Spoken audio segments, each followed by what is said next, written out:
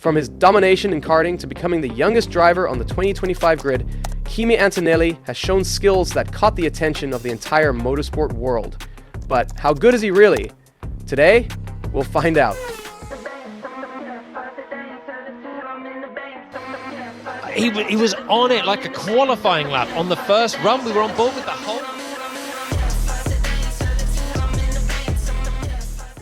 Kimi Antonelli was born to race, coming from a family where speed and competition were basically family traditions.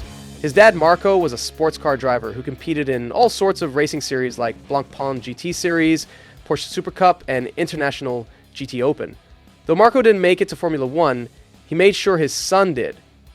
Marco owned the San Marino-based AKM Motorsport team that's been in the Italian F4 Championship since 2022, so young Kimi was drowning in motorsport culture from day one.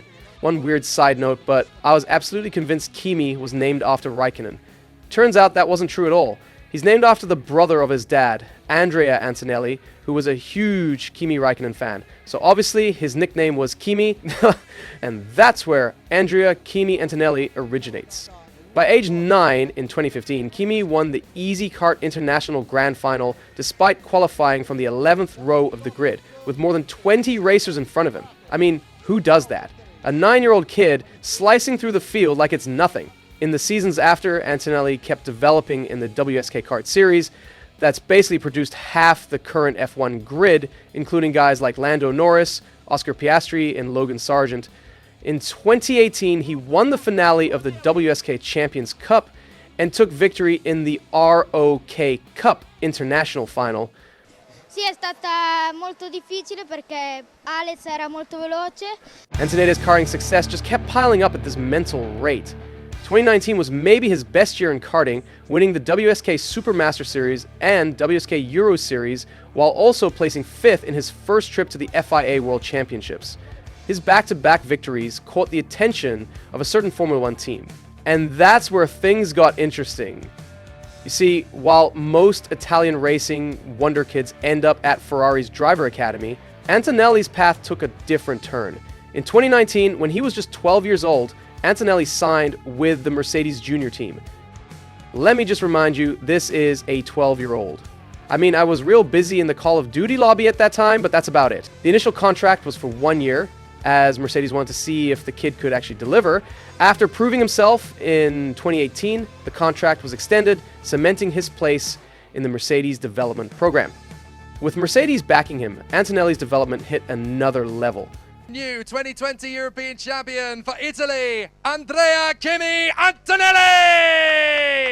In 2020, he kept dominating in karting with wins in the WSK Euro Series and the FIA European Championship. His final year in karts was basically just him winning everything, establishing him as one of the most promising talents in years. Antonelli's move to single-seaters began in 2021 when he turned 15. He debuted in selected events in both the Italian and the UAE Formula 4. This was the moment of truth. Would his karting skills translate to proper race cars? Spoiler alert, they bloody well did. In Italian F4, Antonelli made 9 race starts and got 3 podiums at Monza, finishing 10th in the driver's standings despite missing half the season. His future Prime teammate Oliver Behrman took overall honors that year, but everyone was watching Antonelli. In UAE F4, Kimi found even more success, winning 2 races and scoring a further 5 podium finishes in limited appearances. Not a bad result for a rookie. The 2022 season saw Antonelli return to Italian F4 with Prema, but this time he absolutely dominated. He won 13 races in total, while also capturing pole position and fastest lap in all but 6 rounds out of 20. At just 15 years old, Antonelli was setting a new standard for young drivers. At the same time, he competed in the ADAC F4 Championship, which he similarly dominated, winning the title courtesy of 9 race victories, 12 podium finishes, and 7 pole positions. Listen, most drivers struggle to focus on one championship. This kid was winning 2 at the same time like it was nothing. By the end of 2022, Antonelli had graduated from Formula 4 with an astonishing record. 26 wins, 24 pole positions, and 37 podium finishes in just 57 appearances, establishing himself as one of the most successful drivers in the history of the discipline. Brilliant race. Tell us all about it. It was really tough race, starting from P4. I had a good start, and However, rather than following the normal path to Formula 3, Antonelli progressed to Formula Regional Series in 2023, a category using F3-based cars that served as an intermediary step between F4 and full F3. The kid actually wanted to go straight to F3, but after talking with Mercedes, they decided on regionals, not because of pace concerns, but for experience. Given how young he still was, I do think it was fair. So, Antonelli competed in both the Formula Regional European Championship and the Middle East Championship. Of course, in true Antonelli fashion, he won both titles. Perhaps his most impressive performance came at Zandvoort in the European Championship. Starting from 8th on the grid, Antonelli charged through the field to win the race by an astounding margin of over 12 seconds in mixed weather conditions. This victory, which helped him clinch the championship, demonstrated his exceptional car control. He secured a total of 8 victories and 18 podium finishes across the two series. Every time this kid moved up a category, I thought surely now he'll struggle a bit, and then he'd just go and win everything again. First question, when did you start racing? So I first went on a go-kart when I was 5, but then I started properly racing when I was 7. Following his dominant performances in Formula Regional, Mercedes team leadership and Prima made the decision to promote Antonelli directly to Formula 2 for the 2024 season, skipping Formula 3 entirely. This leap represented a significant challenge for Antonelli. Formula 2 features carbon brakes and more complex aerodynamics with ground effect. Additionally, Prima's setup data from previous years was now outdated due to new regulations, removing another potential advantage. To be fair, the transition wasn't entirely smooth. Antonelli struggled initially in postseason testing. Basically, in F2, tires peak early, so you must push from the start. In regionals, you manage early and attack later. That shift seemed kind of hard for Kimi. The brakes were another challenge, they're carbon, and he had trouble warming them up to optimal temperature. The opening round in Bahrain was kind of tough. The team struggled with car setup issues, leaving Kimi pointless in the sprint race. However, he managed to secure a single point by finishing 10th in the feature race. Despite modest results, he outperformed his more experienced teammate Oliver Bearman in both races. The second round in Jeddah showed improvement, with Antonelli securing 2 6th-place finishes. Australia marked another step forward. Antonelli qualified second, a mere 0.3 seconds off pole position and an impressive 1.5 seconds ahead of Bearman. Although he spun into the gravel during the sprint race, he fought back in the feature race, briefly leading after the first lap before ultimately finishing 4th. With rumors swirling about a possible Formula 1 seat in 2025, every race Kimi drove was under the spotlight. The attention went mental when Lewis Hamilton announced his shock move to Ferrari for 2025, leaving a vacant seat at Mercedes that many speculated would be filled by the young Italian. Despite this pressure, Antonelli maintained his focus on the task at hand, improving as a Formula 2 driver and extracting the maximum from his Prema machine. As Toto Wolff repeatedly emphasized during this period, the priority was to develop Antonelli properly and not rush his progression to Formula 1. you're not talking shit about me, right? The turning point in Antonelli's Formula 2 season came at Silverstone, where he claimed his maiden victory in the rain-affected sprint race. Starting from pole position, due to the reverse grid format, Antonelli maintained his composure through multiple safety car periods and a red flag to secure his first win in the category. The momentum continued in Hungary, where Antonelli claimed his first feature race win. Starting from 7th on the grid, he climbed through the field, eventually winning by an astounding margin of over 13 seconds.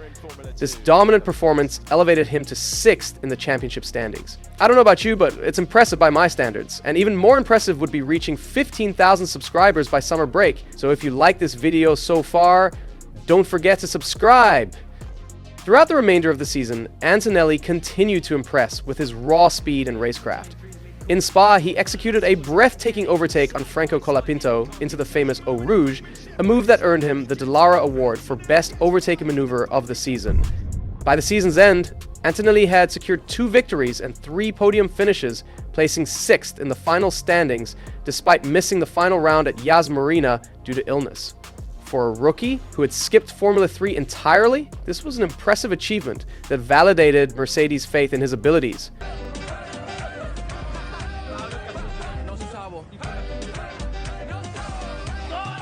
While competing in Formula 2, Antonelli was simultaneously being prepared for a potential Formula 1 future. Mercedes organized private testing sessions, and in April 2024, Antonelli conducted his first two-day test with Mercedes, driving the W12, their 2021 championship-winning car, at the Red Bull Ring. Despite challenging conditions, including rain and even snow on the first day, Antonelli completed 116 laps on day 2, nearly 500 kilometers in an F1 car in a day. Further private tests followed at Silverstone, Barcelona, and Spa, with Antonelli gradually progressing to the 2022 Spec W13. I mean, this just shows you that Mercedes seem to know how to make sure their drivers succeed, unlike their mates at Red Bull, who prefer just throwing people into F1 and wondering why it didn't work out. The culmination of this testing program came at the 2024 Italian Grand Prix, where Antonelli made his official Formula 1 weekend debut, participating in the first free practice session in George Russell's W15 car. You couldn't have written a better script. With an Italian teenager making his F1 weekend debut at Monza in front of his home crowd, Netflix was probably very happy. Unfortunately, Antonelli's session ended prematurely when he lost control at the Parabolica corner just 10 minutes into the session.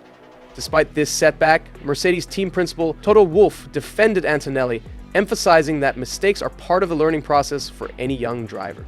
Antonelli participated in a second practice session at the Mexico City Grand Prix, where he finished a respectable 12th, despite again ending his session prematurely after sustaining floor damage from debris. But with all of this testing, was he good enough to finally join Mercedes' F1 team? The program of Kimi driving Formula 1 has been in place for a long time. While George Russell's position within the team was solidifying in 2024, the question of who would join him in 2025 remained open. Mercedes evaluated various options. Carlos Sainz was perhaps the most obvious candidate. With Hamilton taking his seat at Ferrari, Sainz found himself as the odd man out in the 2025 driver market despite strong performances during his Ferrari years. According to reports, Sainz was pushing for a multi-year deal, specifically a 2+1 structure, which would give him security beyond a single season. This clashed with Mercedes' preference for shorter commitments, as they were looking for a 1+1 deal. Another option was Max Verstappen. I mean, it wasn't an option really, but a pipe dream. Max was in the midst of internal team turmoil following the horn dog controversy, and Mercedes tried to take advantage of that, reportedly preparing an offer that would make Verstappen the highest paid driver in Formula 1 history if he considered switching teams. Lately, Toto has been really nice, saying a lot of nice things about him. Toto Wolff made no secret of his admiration for Verstappen, having previously expressed regret at missing the opportunity to sign him earlier in his career. That plan ended up falling through, cause Max is not going to Mercedes anytime soon, and we all know that. I don't know. Fernando Alonso was also briefly considered as a potential short-term solution. The two-time world champion, despite his advancing age, had demonstrated with Aston Martin that he was still performing at an extremely high level. A one-year deal with Alonso could have given Antonelli more time to develop in Formula 2. I bet you the old Spanish fox still had plenty of fight left in him. But he's getting real old. Look at the Australian race this year. Oh, into the wall we go. Fernando Alonso hits the barriers. Antonelli remained the internal favorite. Moreover, promoting from within aligned with Mercedes' philosophy of nurturing their own talent, a strategy that had worked wonderfully with Russell. And hey, even though I don't really like Russell, I still think he's a half-decent driver. He should just get a little edge to him, come out as a great Diablo player. That usually does it. One interesting subplot in the Antonelli saga was the possibility of placing him at Williams for his rookie season, following the model used with Russell a few years earlier. This approach would have allowed Antonelli to gain Formula 1 experience in a lower pressure environment before moving to Mercedes. The idea gained traction when Logan Sargent's struggles at Williams continued into the 2024 season. Speculation mounted that Antonelli might replace the American mid-season either at the Italian Grand Prix in May or after the summer break at Monza, a fitting venue for an Italian driver's debut. There were complications with this plan. First, Antonelli couldn't race in Formula 1 until his 18th birthday on August 25th, 2024, unless the FIA granted a special exemption similar to the one given to Max Verstappen years earlier. This timeline restriction limited the viability of a mid-season switch. More significantly, Williams' own position had evolved. Under the leadership of team principal James Vowles, Williams had become more independent and less willing to serve as a Mercedes development team. Kimi Antonelli, Formula 1 race driver. After months of speculation and rumors, Mercedes finally confirmed what many had predicted since Lewis Hamilton's shock Ferrari announcement. Andrea Kimi Antonelli would replace the 7-time world champion at Mercedes for the 2025 Formula One season. At just 18 years old, Antonelli would become the third youngest driver in Formula One history when making his debut at the 2025 Australian Grand Prix. Antonelli approached his first race weekend with remarkable composure. Throughout the practice sessions, he methodically built his understanding of the track and the car, gradually increasing his pace while avoiding any major mistakes. Qualifying, however, brought the first significant challenge of Antonelli's Formula One career. A small mistake in his final Q1 lap, combined with floor damage, left him down in 16th position, a disappointing outcome after showing promising pace in practice. Little did anyone know that Antonelli's comment about recovery would prove remarkably far-sighted. Race day in Melbourne dawned wet, with intermittent rain creating treacherous conditions that would test the skills of even the most experienced drivers. Most of the rookies were out in about the first 20 laps or so. However, Antonelli worked his way through the chaos of 3 safety cars and found himself gunning for a podium spot. While a 5-second penalty for an infringement in the pits initially put him back to 5th, stewards later reversed that decision. That lifted spirits at Mercedes even higher after George Russell finished 3rd. From 16th on the grid to 4th at the checkered flag, he had become the second youngest point scorer in Formula One history and achieved the best debut result for any driver since 2014. Even Lewis Hamilton, watching his former team's new recruit from the Ferrari garage, was impressed. Yeah, I mean, at first I was smiling because just looking at this youngster here, and I'm just happy for him. He's doing so well and conducting himself so well. If Antonelli's Australian Grand Prix performance had been impressive, his follow-up in China would prove that it was no fluke. The Shanghai International Circuit presented an entirely different challenge, as it's a technical track with a unique layout. Adding to the challenge, the Chinese Grand Prix weekend featured the first sprint format of the 2025 season, giving Antonelli minimal practice time to learn a circuit he had never previously experienced. Yet once again, Kimi rose to the occasion. He finished 7th in the sprint, falling behind Yuki Tsunoda at the start. Sunday's qualifying session was mixed, with Antonelli qualifying 8th. However, Russell qualified 2nd, and I guess that's exactly where that experience shows, doesn't it? The race itself saw Kimi maintain position. Not flashy, not desperate, just methodical and effective. Both Ferraris of Leclerc and Hamilton were disqualified post-race for a technical infringement, elevating Antonelli to 6th place. So how good is Kimi Antonelli actually? Well, I think he's a future star with potential that rivals Max Verstappen. There are striking parallels between his development and that of today's most dominant drivers. Like Verstappen, Antonelli comes from a racing family with a father who never quite made it to F1 himself. Marco Antonelli, much like Jos Verstappen, channeled his own racing knowledge and unfulfilled ambitions into his son's career, providing both the infrastructure and the mentality needed to succeed at the highest level. This pattern of intense early specialization under the guidance of a father with unfinished F1 business is proving to be a powerful formula for creating exceptional drivers. Starting karting from literally the moment these children could reach the pedals seems to do the trick as well. Antonelli's path to F1 shares the same relentless quality we saw with Verstappen, dominating every category and skipping steps in the traditional ladder when their talent simply outgrew the competition. The combination of raw pace, racecraft intelligence, and technical maturity suggests we're not just looking at a future race winner, but a multiple world champion in the making. Mercedes hasn't simply found Lewis Hamilton's replacement, they've secured the cornerstone of their next dynasty. The only question left is, how many more children of almost made-it racing fathers will we see reaching the pinnacle in the coming years? I bet like 5. Let me know your guesses in the comments, and don't forget to subscribe.